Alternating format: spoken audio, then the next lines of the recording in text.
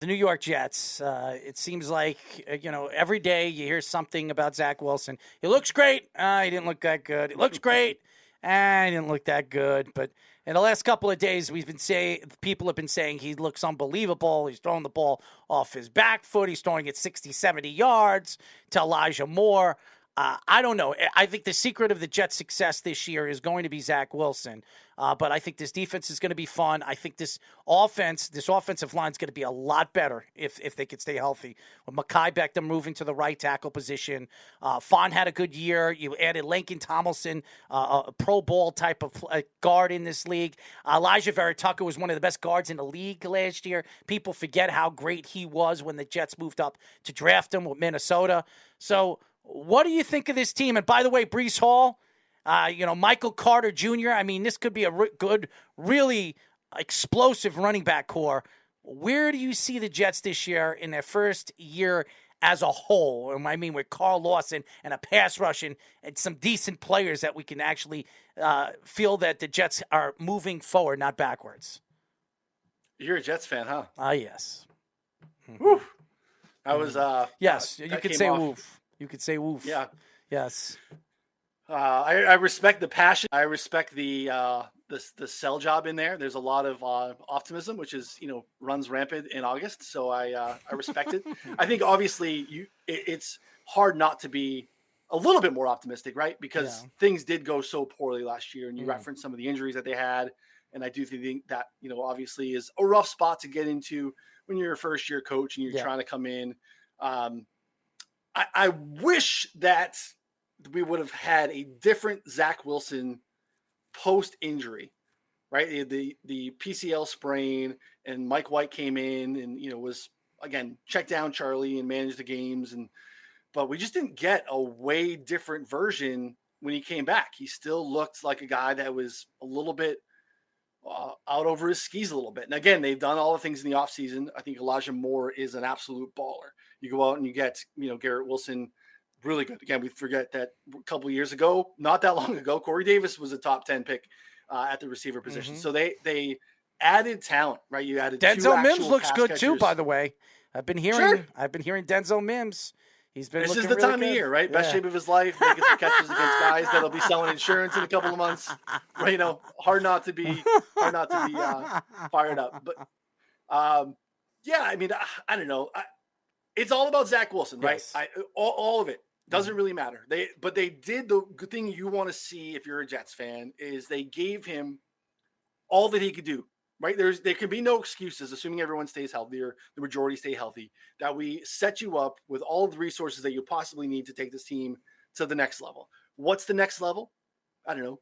7-8 wins for you? Would you be probably pretty happy, right? Yeah, I think next year is the turn year where I expect the Jets to be playoff contention team every single year after that. So this year, I want to see growth. I want to see what this team is, see some of these young players really transform into the players we expect them to be as game-changing type of players. And then next year is when we expect the Jets to compete with the Buffalo Bills, the Patriots, and some of the best teams in the AFC and be a contender every single year. Yeah.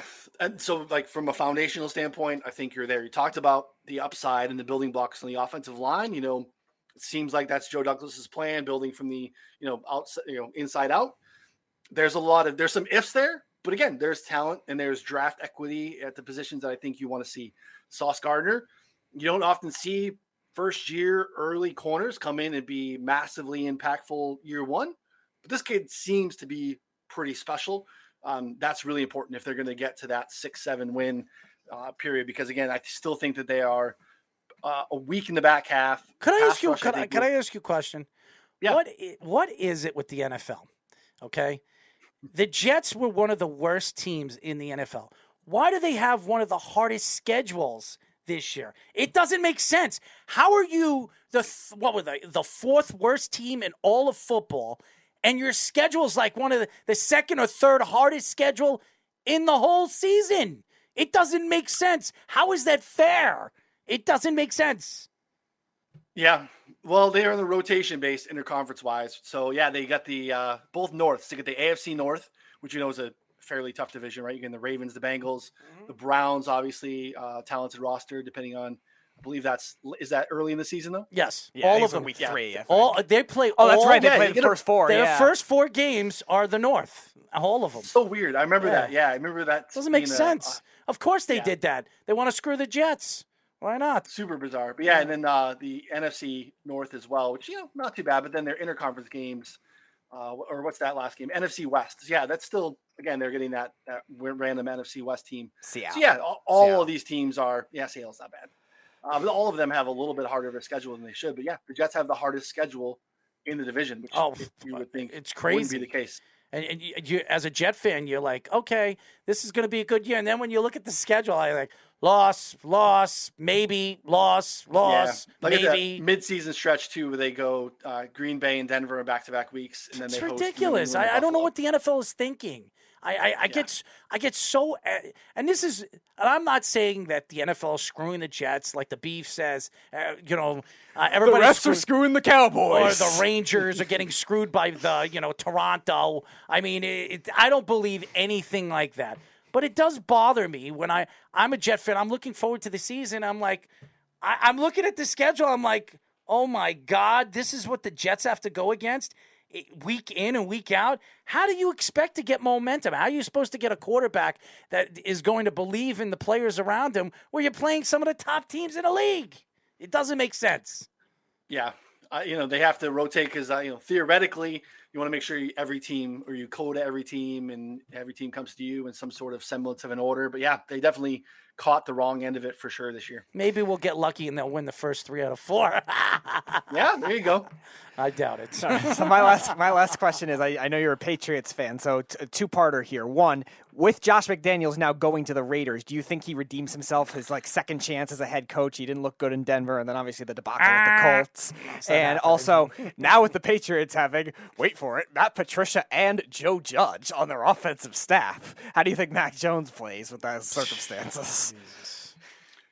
Oh man, yeah. I mean, McDaniel's thing. Yeah, I think he, felt like it was not that long ago, but he came back and was in New England for 13 years. So if it wasn't, the Denver stuff has been a long time. So he hopefully, I would imagine, has matured and learned from that. He steps into a fairly nice roster, both of, I think, Minnesota and Las Vegas. You don't see coaching changes in those spots where those are playoff teams or teams on the precipice of the playoffs. So I think that he'll learn from that. And, again, is acquiring a better roster than he had in Denver when he first got there. So again, that division is so loaded though, right? So he's fighting an uphill battle. They are, probably comfortably the 4th team in that division, but probably a playoff team if they're in the NFC. Patriots, I'll be honest. I mean, I'm still a Patriots fan. It'll always be. I have a 14-year-old son. His name is Brady. It was the 50 touchdown, 16-0 regular season. I'm sure there are Giants fans listening and celebrating. Yep, that would be me. Yeah, gosh. Best moment of my childhood for any of my teams. Oh, God, please. Rough run. It still stings a little bit. But yeah, fandom has definitely died down over the years because more is in the betting space, I'm a fan of whatever my card is that week more than any other team. So I'm optimistic about Mac Jones. I'm not super optimistic about the Patriots as a whole. I think they are worse on both sides of the ball, especially on the defensive side. And that was a big part of their success last year. I think they're weaker on all 3 levels. And that's going to be a problem. So I do think that Mac Jones is the answer. I think he's going to be okay. I think he can be a talent elevator, believe it or not. What he has from an offensive coordinator standpoint is going to be interesting. We'll find out how involved Belichick was from a game plan standpoint while McDaniels was in town, because I think some of that will then leak over to what happens this year, because we're having 2 defunct former head coaches that had nothing to do with the offense while they were in New England the first time, now in charge of your second-year quarterback. It's not as bad as the Chicago situation with Justin Fields and, another play caller, a guy who's never called plays before, a coach that I don't think is really any good at even calling defense. That's a mess, and that's a bad actual roster. Pat's roster is better than what the Bears have for sure. No, God. But, yeah, that's not saying anybody's going to be better than the Bears this year. I know. Probably the only under roster 5.5. definitively worse is Houston. They're bad. So, yeah, I mean, I don't think they made the playoffs. The AFC is just too damn good, to be honest. But I think Mac Jones is still pretty damn good at what he does, too. I actually, by the way, for everybody to know, I told everybody Mac Jones was going to be good. Just so everybody was it. Jeff over there in Tampa said, "Oh, if that dickhead Patriots draft Mac Jones, I'm going to kill them."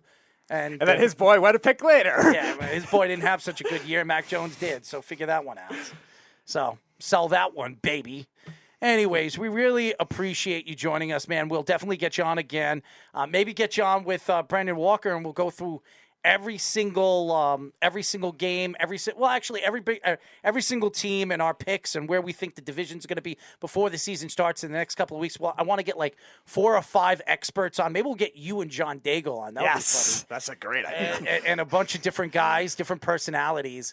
And I think it'd be very interesting arguing where each division's going to be this year, and it'll be fun. I really do appreciate you joining us, bud. Maybe we'll get John Daigle live at whatever wedding he's at. Yeah, I mean, that guy is he's everywhere over the next couple of months. He, signs up for, any expo signs or up for fantasy weddings.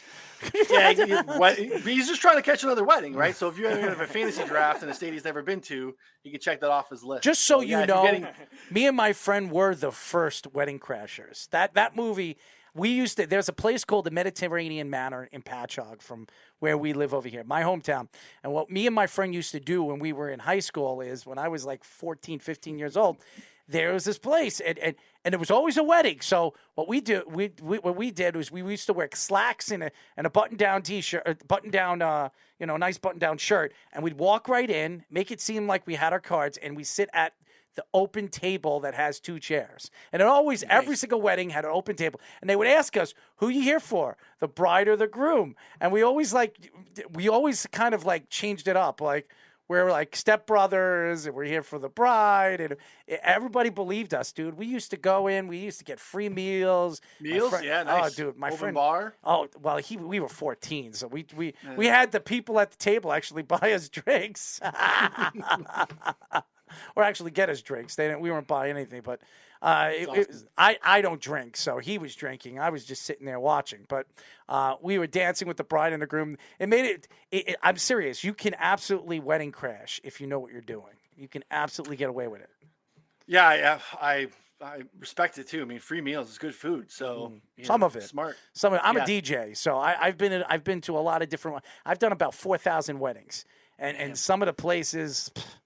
The food is disgusting, but depending on where it's catered and everything like that, you're in good shape. But Ryan, we really appreciate you joining us, and we'll definitely get you on. Check out BetSperts Sports Betting.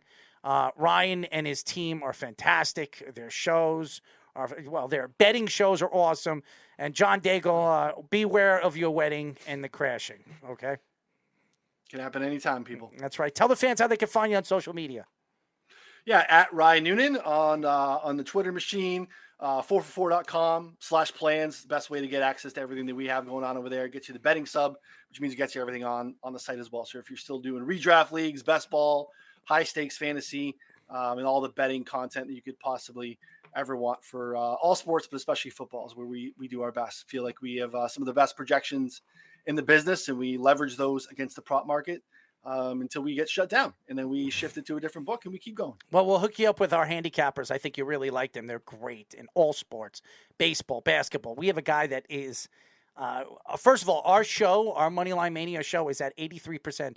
7 months of having him on the show and their picks throughout the week is at over 83%. That's how crazy they are with their picks. It's fantastic. They really are great. If you're hitting 54%, you should see what they're doing. 1 week they were 12. What were they? 12. Chaz was 12-1 one 12 week. 12-1. It's unbelievable. Last week hit a couple of trifectas too at the horse race he was at. It was crazy. It's my kind of guy. I love the ponies. So I'll hook you up with those guys. You'll really like them. Appreciate you, fellas.